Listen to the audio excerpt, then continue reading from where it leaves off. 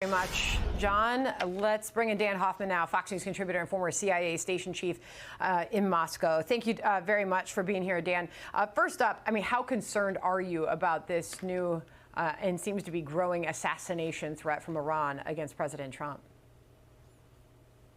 Well, I think you definitely have to be concerned. Iran has threatened former National Security Advisor John Bolton, as well as former Secretary of State Mike Pompeo, as well as President Trump. But I also believe that the timing of this alleged crowdfunding and overt threat against the president is deliberate. The United States, with our kinetic strikes on Iran's nuclear facilities, reestablished escalation dominance.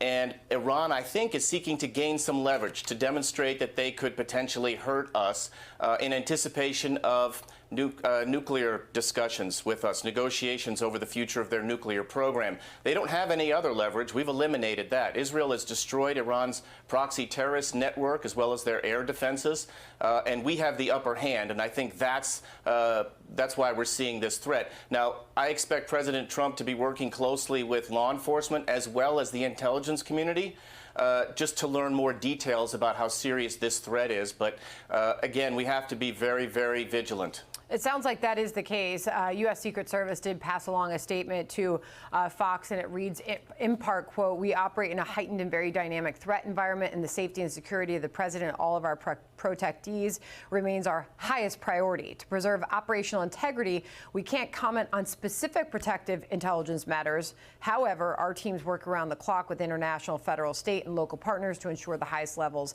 of protection." But to your point, Dan, this was a senior State Department official, an official statement from the State Department on this as well, saying a senior State Department official is telling the Washington Free Beacon that the Trump administration is aware of these threats and committed to, quote, holding bad actors accountable. This means using every tool at our disposal, including sanctions, to implement the president's maximum pressure strategy. We're learning about this blood covenant, Dan, obviously, at the same time that President Trump says he's hopeful of a ceasefire in these talks between Israel and Hamas potentially happening this week. How hopeful are you?